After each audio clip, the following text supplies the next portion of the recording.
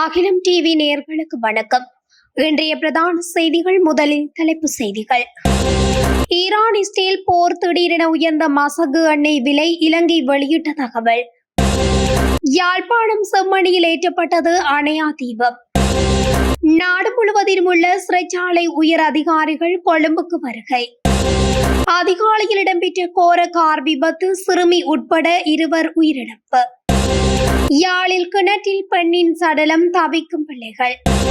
கூறிய ஆயுதத்தால் தாக்கி பெண் கொலை, வேலைக்கு சென்ற போது அதிர்ச்சி.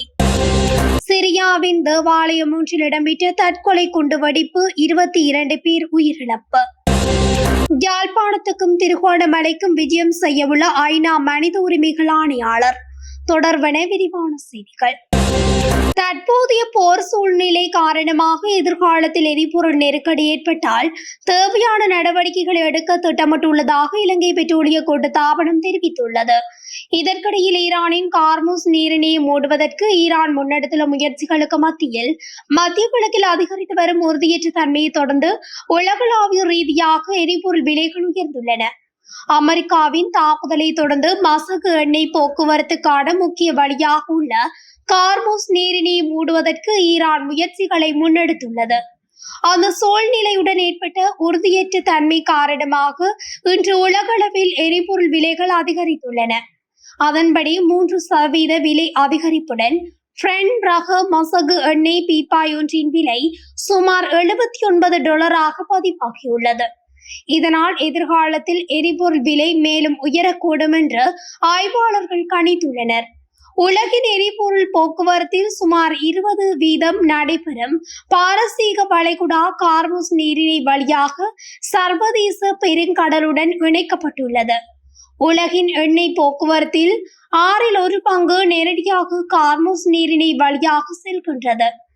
மேலும் தினமும் 17.2 மில்லியன் பீப்பாய்கள் எண்ணெய் அதன் வழியாக பல நாடுகளுக்கு கொண்டு செல்லப்படுகிறது. இதேவேளை இந்த சூழ்நிலையின் சாத்தியமான அனைத்து தாக்கங்கள் குறித்தும் அரசாங்கம் உடனடியாக அவதானம் செலுத்த வேண்டும் என்று பொருளாதார ஆய்வாளர்கள் சுட்டிக்காட்டுகின்றனர். யாழ்ப்பாணம் செம்மணியில் அணையா தீப போராட்டம். இன்று செம்மணியில் 1996 சருகாகி போட கிருசாந்தியின் உறவினரால் சுடரேற்றி ஆரம்பித்து வைக்கப்பட்டது. இந்த போராட்டத்தில் சமய தலைவர்கள், அரசியல் தலைவர்கள், அரசியல் பிரமுகர்கள், பொது அமைப்பின் பிரதிநிதிகள், பொதுமக்கள் உள்ளிட்ட பலர் கலந்து மலர்தூவி அஞ்சலி செலுத்தினர். குறிப்பாக செம்மணி மண்ணில் புதையுண்டு போன உறவுகளுக்கு நீதி வேண்டிய போராட்டமாக அணையா தீபம் என்ற பெயரில் குறித்த போராட்டம் முன்னெடுக்கப்படுகின்றது. இன்று காலை 10:10 அளவில் ஆரம்பிக்கப்பட்ட குறித்த போராட்டமானது 24, 25 ஆகிய 3 நாட்களுக்கு இன்றுடன் அகிம்சை வழியில் முன்னெடுக்கப்பட்டுள்ளது. காணாமலாக்கப்பட்ட உறவுகளுக்கான நீதியை வேண்டி சர்வதேசத்தின் கவனத்தை ஈர்க்கும் வகையில் இந்த போராட்டம் முன்னெடுக்கப்படுகின்றது. நாடு முழுவதும் உள்ள அனைத்து சிறைச்சாலை உயர் அதிகாரிகளும் கொழும்புக்கு அழைக்கப்பட்டு விசேட கலந்துரையாடல் ஒன்று நடத்தப்பட்டுள்ளது. இந்த கலந்துரையாடல் இன்று காலை நீதி அமைச்சரின் தலைமையில் நீதி அமைச்சர் இடம்பெற்றது. இந்த கலந்துரையாடல் சுமார் 2 மணித்தியாலத்துக்கு அதிகமாக இடம்பெற்றுள்ளதாக தெரிவிக்கப்படுகிறது.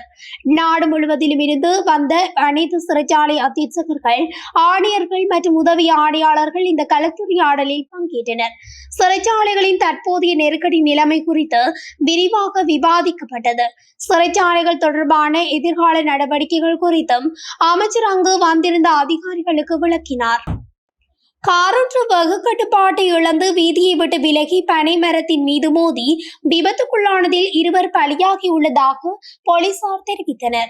சம்பவத்தில் காரின் சாரதி மற்றும் அதில் பயணித்த 15 வயது சிறுமி உயிரிழந்ததுடன் ஒருவர் படுகாயமடைந்த நிலையில் மட்டக்களப்பு போதனா வைத்தியசாலையில் அனுமதிக்கப்பட்டுள்ளதாக போலீசார் தெரிவித்தனர்.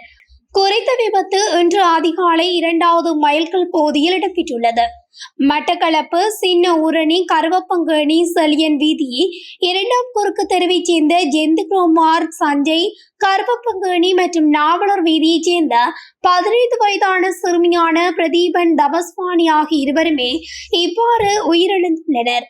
யாழ்ப்பாணம் வசாவிளான் பகுதியில் உள்ள தோட்டக்கிணறு ஒன்றிலிருந்து 3 பிள்ளைகளின் தாய் ஒருவரது சடலம் மீட்கப்பட்ட சம்பவம் பரபரப்பை ஏற்படுத்தியுள்ளது.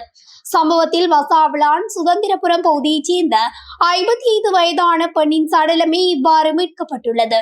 உயிரிழந்த பெண் அண்மைய நாட்களில் மன அழுத்தத்துடன் காணப்பட்டதாகவும் நேற்று காலை அவரை காணவில்லை என்று உறவினர்கள் கூறியுள்ளனர். அந்த வகையில் அவரை தேடிய வேளை தோட்டக்கிணற்றில் சடலமாக காணப்பட்ட நிலையில் போலீசாருக்கு தகவல் வழங்கப்பட்டுள்ளது. இதனை அடுத்து சடலமானது மீட்கப்பட்டு உடற்கூற்று பரிசோதனைகள் மேற்கொள்ளப்பட்டது. சடலத்தின் மீதான மரண விசாரணைகளை திடீர் மரண விசாரணை அதிகாரி ஜெயபாலசிங்கம் மேற்கொண்டார். இந்நிலையில் குறித்த பெண் தவறான முடிவெடுத்து உயிர் மாய்த்திருக்கலாம் என சந்தேகிக்கப்படும் நிலையில் மேலதிக விசாரணைகள் முன்னெடுக்கப்பட்டு வருகின்றது. மேல் கொஸ்கம புசல்லாவ ரப்பர் தொழிற்சாலைக்கு அருகில் கழுத்தை அறுத்து கொலை செய்யப்பட்ட நிலையில் பெண்ணொருவரின் சடலம் மீட்கப்பட்டுள்ளதாக கொஸ்கம போலீசார் தெரிவித்துள்ளனர். அவிசாவளை புவக்பிட்டிய அஸ்வத்த வடக்கு நுககவத்த பகுதியைச் சேர்ந்த 2 குழந்தைகளின் தாயான 49 வயதுடைய செபாலகி மல்லிகா சமன்மாலி என்பவரே சடலமாக மீட்கப்பட்டுள்ளார். குறித்த பெண் ரப்பர் பால் வெட்டும் தொழிலாளியாக வேலை செய்து வருவதாகவும் காலையில் வேலைக்கு சென்று கொண்டிருந்த போது அவரை துரத்தி சென்ற ஒருவர் கூர்மையான ஆயுதத்தால் தாக்கியதாகவும் போலீசாரின் முதற்கட்ட விசாரணையில் தெரிய வந்துள்ளது. இந்த கொலை தொடர்பாக இதுவரை எவரும் கைது செய்யப்படவில்லை எனவும் மேலதிக விசாரணைகளை மேற்கொண்டு வருவதாகவும் போலீசார் தெரிவித்துள்ளனர். சிரியாவின் டமாஸ்கஸில் உள்ள ஒரு தேவாலயத்தில் இடம்பெற்ற தற்கொலை கொண்ட வெடிப்பில் சுமார் 22 பேர் உயிரிழந்துள்ளதாக தெரிவிக்கப்பட்டுள்ளது. அத்துடன் 63 பேர் காயமடைந்துள்ளதாகவும் சிரியாவின் சுகாதார அமைச்சகம் தெரிவித்துள்ளது. இந்த சம்பவம் நேற்று மாலை குறித்த தேவாலயத்தில் நடைபெற்ற வழிபாட்டின் போது இடம்பெற்றுள்ளதாக தெரிவிக்கப்பட்டுள்ளது. இதன் போது கிரேக்க ஆர்த்தோடாக்ஸ் தேவாலயத்துக்கு சென்ற ஒருவர் துப்பாக்கிச்சூடு நடத்தி பின்னர் வெடிக்கும் அங்கேயே வெடிக்க செய்ததாக உள்துறை அமைச்சகம் தெரிவித்துள்ளது. தாக்குதல் நடத்தியவர் ஜிகாதி குழுவான இஸ்லாமிய அரசுடன் தொடர்புடையவர் என்று நம்பப்படுகிறது எனவும் அந்த குழுவிடமிருந்து உடனடியாக இந்த உரிமை கோரலும் வெளியாகவில்லை எனவும் தெரிவிக்கப்பட்டுள்ளது. கொழும்புக்கு வரும் ஐநா மனித உரிமைகள் ஆணையாளர் வோல்கர் டர்க் 25ஆம் தேதி புதன்கிழமை யாழ்ப்பாணத்துக்கும் திருகோணமலைக்கும் நேரடியாக விஜயம் செய்வார் என தெரிவிக்கப்பட்டுள்ளது. தாம் யாழ்ப்பாணத்துக்கு விஜயம் செய்யும் போது அங்கு களச்சூழ்நிலை ஒழுங்காக இருக்குமானால் அவர் செம்மணி மனித புதைக்குழி இருக்கும் பகுதிகளையும் நேரடியாக பார்வையிடுவார் என குறிப்பிடப்பட்டுள்ளது.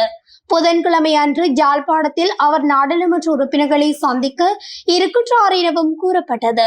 இந்த சந்திப்பில் இலங்கை தமிழரசு கட்சியின் நாடாளுமன்ற குழு தலைவர் சிவஞானம் ஸ்ரீதரன் மற்றும் ராசமாணிக்கம் சாணக்கியன் ஆகியோர் பங்கு பெற்றவர் என தெரிவிக்கப்பட்டுள்ளது. ஏனைய எம்பிக்களுக்கு அழைப்பு அனுப்பப்பட்டிருக்கின்றதா என்பதை அறிய முடியவில்லை எனவும் அவர்களும் அழைக்கப்படக்கூடும் என கருதப்படுகின்றது. கொழும்பு வரும் ஐநா மனித உரிமைகள் ஆணையாளர் இன்று மாலை நாடாளுமன்ற குழு அறையில் நாடாளுமன்ற கட்சிகளின் தலைவர்களை ஒன்றாக சந்திக்கின்றார். எனினும் எதிர்க்கட்சி பிரமுகர்களை தனித்தனியாக அவர் சந்திக்கும் வாய்ப்புகள் குறைவு என்று கூறப்பட்டுள்ளது. ஐநா மனித உரிமைகள் ஆணையாளர் இலங்கை வரும் அதே சமயத்தையொட்டி இலங்கையின் பிரதமர் ஹரணி அமரசூரிய கனடாவில் ஒரு நிகழ்ச்சியில் பங்கு பெற்றுவதற்காக அங்கு பயணமாகின்றார் எனவும் கூறப்படுகின்றது. அதனால் ஐநா மனித உரிமைகள் ஆணையாளர் கொழும்பில் வந்து இறங்கிய கையோடு பிரதமருக்கும் அவருக்கும் இடையில் சந்திப்பு நடப்பதற்கு வாய்ப்பு இருந்தால் மட்டுமே அந்த சந்திப்பு இடம்பெறக்கூடும் என குறிப்பிடப்பட்டுள்ளது. ஆயினும் ஜனாதிபதி அனுரகுமார திசாநாயக்கவை ஐநா மனித உரிமைகள் ஆணையாளர் சந்தித்து பேசுவார் என்பது உறுதிப்படுத்தப்பட்டுள்ளது. யாழ்ப்பாணத்திலும் திருகோணமலையிலும் ஐநா மனித உரிமைகள் ஆணையாளரின் நிகழ்ச்சி நிரல் பற்றிய விடயம் இன்னமும் முழுமையாக வெளிவரவில்லை. பெரும்பாலும் இன்று மாலைக்கு பின்னர் அது உறுதியாகும் என எதிர்பார்க்கப்படுகின்றது.